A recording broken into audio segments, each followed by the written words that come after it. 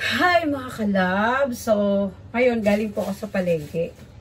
And, nagsalang ako ngayon ng red beans. So, mahilig ang amo ko sa red beans. Pero hindi naman lagi.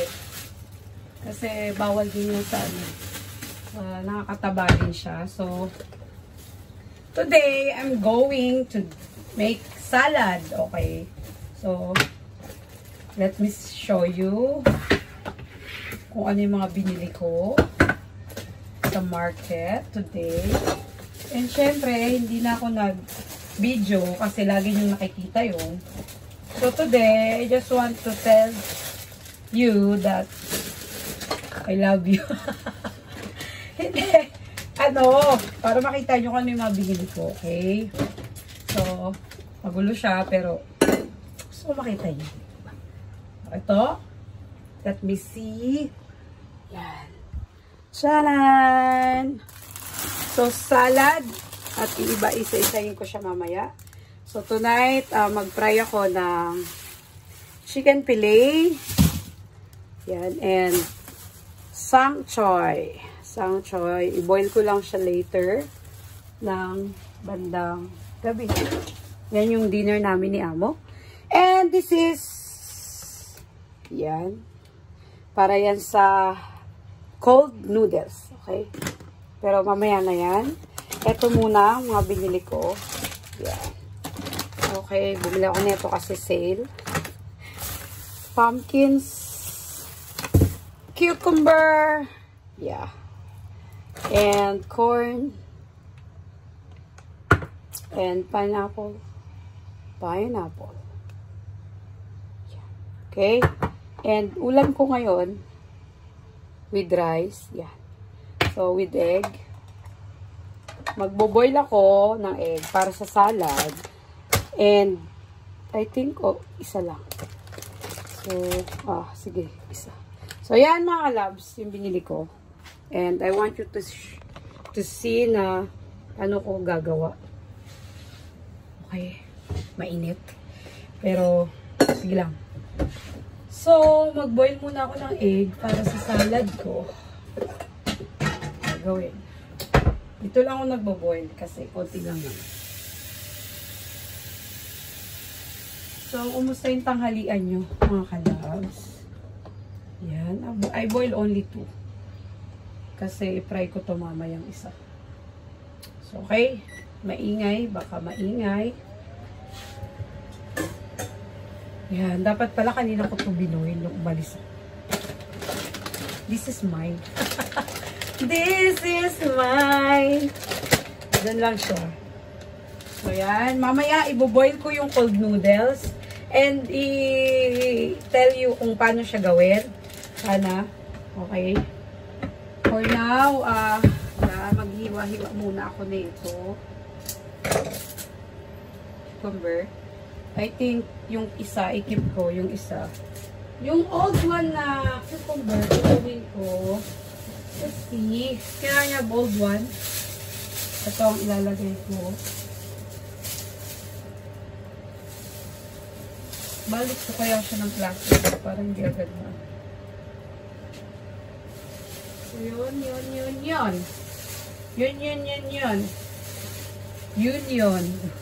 Yun.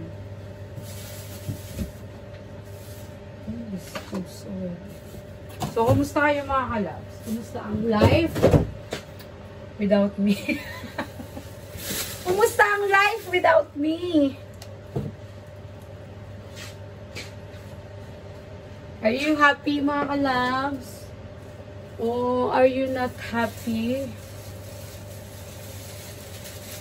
Dapat happy lang tayo para maganda pa rin tayo. Kailangan mong laging maging masaya para lagi ka maganda. Kasi pag di ka masaya, pangit ka. Lalo kang nagiging tignan, bitter ba? Tanggalin mo yan sa mukha mo kasi nakahalata. Huwag mong ipahalata na bitter. Hindi. Siyempre, lahat ng kalabs ko dito ngayon at manonood nitong vlog, alam ko magaganda to sila ngayon. Oh, why? Kasi nasilayan nila yung morning. Or gabi na ngayon sa kanila, maybe. But still, ang present nila ay nandyan. Diba? So, it's a grateful din. Thank you sa Panginoon. Kasi nandyan ka. Diba? Nananatili kang buhay. And it's an honor and privilege na makita ang sarili mo that you are still working, you are still moving. Yeah.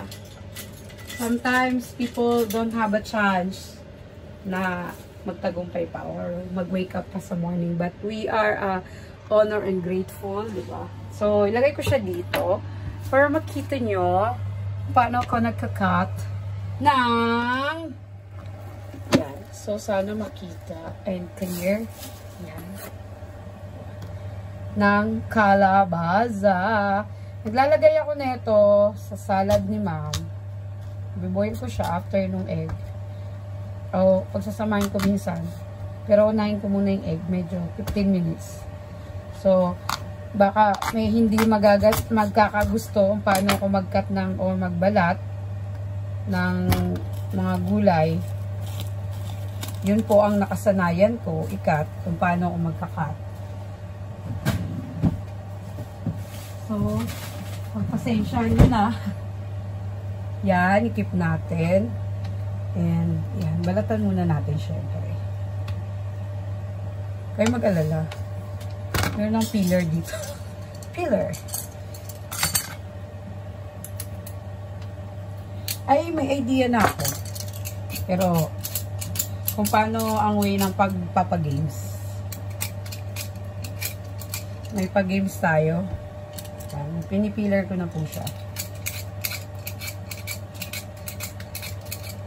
Sino yung nakakaalala mga kalabs dun sa istorya about ano, yung tungkol sa prodigal son? Sino yung alam? May idea ba kung ano yung meaning or yung istorya ng prodigal son?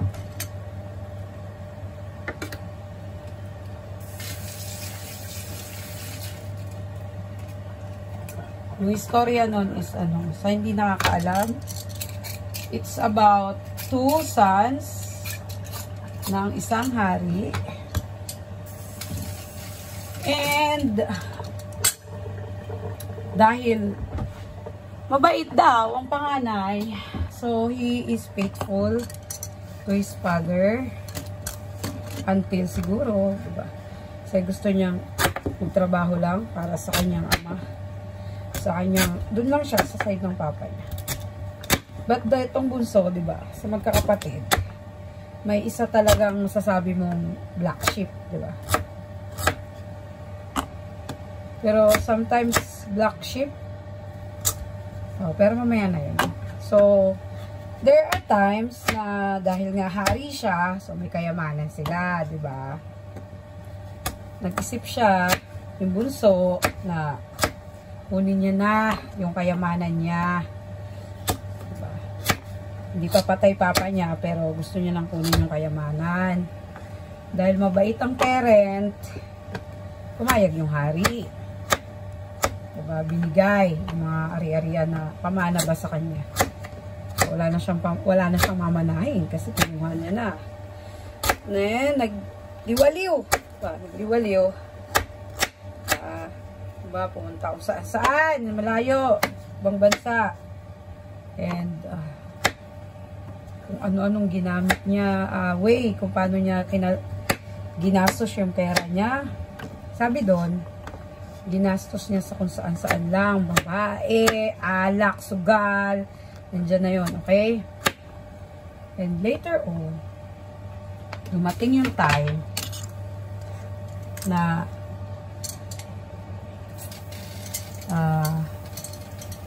diba, dumating yung time na nagkaroon ng parang paggutom sa place na kung saan siya nakatira. And dumating yung time na naubos lahat sa kanya ba? Yung pera niya, yung lahat. Naubos na. Kasi, wala eh. Kumbaga, lahat ng pera niya palabas. So, walang papasok. So, paano magkakaroon kung walang papasok? Kaya, minsan, make sure mo may papasok sa'yo. Hindi lang laging lalabas. Di ba? Para nabibless ka, hindi lang yung lalabas siya. So, pero alam nyo, faithful ang Panginoon. Kung may nilalabas ka na blessing, may ipapasok siya sa'yo. Kasi naglabas ka ng blessing. Pero hindi tungkol yun doon. So, ito na no. Nalustay. Kumbaga, nilustay niya lahat ng pera niya. And dumating yung time na walang-wala na, as in, nag-enjoy siya. Pero after enjoyment, eto na ngayon. Hindi, sabi nga, hindi lahat ng oras laging happy. Okay? May moment yan na gisingin ka ng Panginoon. So, dumating yung time na walang-wala na. As in, simot, as in, wala talaga siya. Pero, nagtrabaho siya kasi kailangan niya ng kumita eh, diba? So, nagtrabaho siya bilang alam niyo ba kung anong naging trabaho niya? Galaga siya ng baboyan, sa baboyan, basta naglilinis, papakain siya ng baboy, hanggang sa dumating yung time na yung pagkain ng baboy, kinakain na niya. So, isipin mo yung journey. After mong ginawa yun, mayaman ka kasi nagbigay sa'yo lahat. Pero anong ginawa mo sa pera mo? Bakit humantong ka sa ganong posisyon na kakainin mo na yung pagkain ng baboy? Diba? And that is the time he realized. Diba? Bakit? Nung nandun ako sa tatay ko, yung mga servant, diba? Yung mga servant ng tatay ko is kumbaga, mas masarap pa yung kinakain kaysa sa kanya, diba? Kumbaga, parang bless yung mga servant. So, why not? So, diba, he came into his senses na, why not I go back again to my father? And you know, sa life natin, hindi laging smooth. Darating ka sa time na marirealize mo ba? So, dumating siya sa time na realize niya na mas blessed pa nga ang mga servant ng tatay niya kaysa sa kanya. So, why not babalik ako, not being a son, but being a servant of his father. And diretso na siya doon sa decision niya na yon. I will go back and I will tell to my father that I have a sin, nagkasala ako against sa kanya, against sa Panginoon. Diba? Kasi hindi naging maganda yung journey niya noon, 'di ba? Nilustay niya lahat. Babae, alak, sugal. Sinabi niya na he committed sin against God and sa father niya, and humingi siya ng kapatawaran. Just forgive him, and magtatrabaho siya bilang servant doon sa palasyo. You know, ganun tayo minsan. Pag ma-pride ka, pero at least, diba, at least na-realize niya na kailangan kong doon, at least doon sa tatay ko, kahit servant na lang ako, hindi na ako anak. Alam kong maaayos ang buhay ko. Alam kong, diba, mas maayos ang kakainin ko, mas, diba, kumbaga, mas healthy. Diba? And, hindi niya alam, behind that scenario, ang father niya is always waiting sa kanyang pagbabalik. Asan ka pa ang ganong magulang? Doon ko ma-realize na isipin mo, no, yung scenario na yun. After mong kunin yung kayamanan mo, kumbaga sa mga palabas ba, diba? Na parang, kinuha mo na yung kayamanan mo kasi magkakapatid. Kinuha mo na pang binalik-balik mo dito, diba? Tapos isisihin mo pa yung tao, o yung kapatid mo, na sa mayayaman yun ha, sa mga palabas. Ang kapal. Gano'n ha, may senaryo gano'n ha. Kinuha mo ng lahat. May mukha ka pang iharap dito para bumanad. Kaya, kakapatid ba? So, hindi niya na-realize yun. Ang na-realize niya, alam niya nagkasala siya. And kailangan niyang humingi ng tawad. Kailangan niyang bumalik. Diba? That is the good act ba? Good act of a person na when he came into his senses. Ikaw, kailan dumating yung time na you came into your senses na wala palang kwenta yung ginagawa ko. Diba? Parang it's useless pala lahat. Or happy lang pala ako nung time na yun. Kumbaga parang nare-realize mo at the end, anong nangyari? Diba? Anong nangyari? And you came to your senses na better pala kung lumayo ako. Better pala kung nag-move forward ako. Better pala na lumapit ako. Katulad, nagkasala ka, nagkamali ka. And you realize na meron ka palang malaking pagkakamali dun sa tao o sa mga kaibigan. Something lang ng ganun, diba? And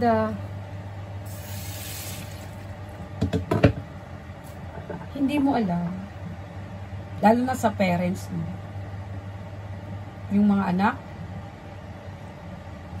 they think na may kasala sila and hindi na sila tatanggapin ng parents na. Although hindi lahat, okay? May parents talaga na titiisin ka, titiisin kayo, diba? Kasi, pero, tinitiis kayo kasi, yun nga, dahil, kumbaga parang tinitiis ka kasi nga, gusto niya ma-realize mo na mali yung naging desisyon mo. Okay? Pero si Lord, binigyan niya tayo ng example. Sabi niya, dumating sa senses yung lalaki na nagkamali siya. Okay? And he asked forgiveness. Bumalik siya sa tatay niya. And without realizing na ang tatay niya ay nag-aantay lang sa kanyang pagbabalik. Sino yung mga nag-aantay dyan sa kanyang pagbabalik? Siyempre, pag parents yan, mag-aantay talaga yan. Diba? Kahit ano pa yung pagkakamali mo, mag-aantay yan sa'yo sa yung pagbabalik. So, ganun yung parents na yon. Yung tatay niya, nag-antay. Nag-aantay lang na one day, I know, babalik yung anak ko. Diba? Sana all ng parents, ganun. Sana all, kahit mga kaibigan mo. Sana kahit sino, andun lang nag-aantay ng yung pagbabalik. Babalik kang muli. Diba? So, bumalik siya. He came into his senses na mas deserve ko naman siguro na mas maayos ang buhay ko doon. Kahit servant na lang ako ng aking ama.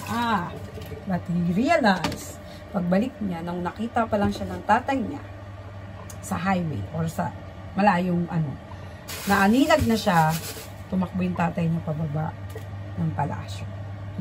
Sinalubong siya ng yakap. And pagyakap sa kanya, sinabihan niya yung mga servant na dalian nyo, bilisan nyo ng magandang rob. Kasi yung noon, pagkahari ka, diba? Pag anak ka ng hari, meron kayong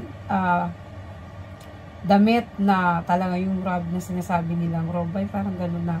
Basta yung kikilalanin na ito, anak ng hari, ito prinsipe ito, pag ito yung suot nila, ganyan. So, pinasuot, binigyan ng alahas, binalik yung nawala na accessories sa kanya. So, di ba, ganun kamahal ng anak. Ganun kamahal ng ama yung anak. Na even though nagkamali ka, He's waiting for you. Sa lahat po sa atin, minsan, hindi yun nakuha ko lang o kwento ko lang, okay? Nasa Bible yan. Prodigal son. At kung i-base natin yan sa buhay natin, God give us example, okay? So, no matter what happened, kahit nagkasala tayo, as a human, tandaan natin na there's always forgiven, there's always waiting, there's always time, inaantay ka lang kung kailan ka babalik sa Kanya. Yan, ganun yung Panginoon. Human tayo, yes, nagkakasala tayo. But you know, why I am telling you this? Kasi, human din ako, nagkakasala din ako. Pero, dumarating ako sa time na I go back to Him who has the grace na hindi magsasawang ibigay yung grasya niya sa atin. Yung mercy niya sa atin, diba? So, learn lesson is sa akin doon sa part na yun, ng prodigal son. Meron yung kuya niya, alam mo, nung bumalik yun, nakita ng kuya niya, nag-serve, kumbaga parang nagpahanda ng masasarap na pagkain yung ama niya, nagpaluto ng yung kumbaga sa mga baboy ba o sa mga baka ba, yung pinakamagandang baka, yung kinatay or yung pinakamatabang manok yung inihaw dyan, parang gano'n. So nag-serve, nagpaluto, naghanda talaga, nag-party, diba? Isipin mo yun, kung ikaw panganay na anak and you do everything to your father, hindi mo iniwan, nandun ka nag-stay, ano kaya mararamdaman mo na nung bumalik yung kapatid mo, nag-party yung tatay mo? Pustahan. Yung kilay nyo tumataas. Diba? I mean, normal na tao, yes. Tataas ang kilay mo. Ayos to si tatay ayos to Ginanyan ka na nga ng anak mo. Pagsisilbihan mo pa ng, diba? Pero nakita ko yung pagmamahal ng anak mo, ng tatay niya sa kanyang anak. So sinabi ng papa niya, no, ito yung anak kong nawala at muli kong nakita. Nawala ay lost but now found. Diba? Kung parang nawala at ngayon nandito na ulit. Bumalik, diba? Bakit hindi ka mag-celebrate na bumalik yung nawala mong anak? Alam mo isa yun ang parents, agape love talaga. Ang Panginoon, agape love yan. Kumbaga parang kahit gaano pa karumi yung pinagdaanan mo, kung babalik ka sa Kanyang muli, lilinisin ka niya. Babaguhin ka niya. So ganun, parang let's do party, di ba? Let's do celebrate kasi bumalik na yung anak ko. So sabi niya sa anak niyang panganay, ikaw nandito lang and you can do everything. Diba? Pwede tayong mag-party anytime. Nandito ka lang. Pero siya, wala. Hindi natin alam. Baga parang, yan, naghirap siya, ganyan-ganyan. So, paramdam natin. Ikaw nandyan ka, alam ko. Parang, paano ko malasan? No, basta yung learn lesson dito. We are both loved by God. And, lahat tayo is worthy na hanapin ng Panginoon. Lahat tayo are may time si Lord na intayin ang pagbabalik natin. Lahat tayo na lost, yes. I am lost before. And kung pag-aaralan nyo yung buhay ko, may marami akong testimony sa buhay ko na God, I found favor to God sa buhay ko. Yes, maraming nangyari and at the end, even today, I see the grace of God upon me. And alam ko, hindi lang dahil sa akin yun, dahil yun I came to my senses na I am nothing without God. So, diba, parang you are nothing without God. So, ano yung pinagmamalaki mo? Wala. Wala tayong dapat ipagmalaki kasi sa isang pitik lang ng Panginoon sa buhay natin, pwede tayong mawala. Sa lesson na to, marirealize natin na kahit madumi ka pa, kahit ano pa yung pinagdaanan mo, feeling mo hindi ka love, mahal ka ng Panginoon. He is still waiting for us to come back to Him. To come back na sabihin mo, ma-realize mo na nagkasala ka. Dahil hindi tayo perfecto. We came into our time na nagkakasala tayo. And I pray na kung nandun ka sa part na yon, I pray na ma-realize mo, came ka into your senses na hindi na tama yung ginagawa mo. And there's still opportunity to come to the Father who love us no matter how, no matter what we are doing. There's still, alam mo yung pagmamahal niya, hindi yun mawawala. Kaya nga agape love. Hindi kayang ibigay ng tao yun, pero kaya niyang ibigay. Yung linisin ka ulit niya. Ibalik ka sa, kung marumi ka na nakita, lilinisin ka niya. Basta bumalik ka lang sa kanya. And ma-realize mo na nagkamali ka, ask forgiveness, come back to Him. He is waiting for us to come. Yun lang. So, I love you, kalabs. Yun lang. Parang share konti lang, diba? So, yan. Na-boil ko na yung itlog at yung kalabasa. So, ako naman ngayon ay maghihiwa ng cucumber. Dahil kailangan din to sa salad. So, yun lang. I-share ko lang yung saglit. So, kung interesado kang malaman pa kung ano yung kabuuan ng istorya, nasa Bible siya, ang prodigal son. Naalala nyo pa yung, yung sheep, o yung barya na nahulog.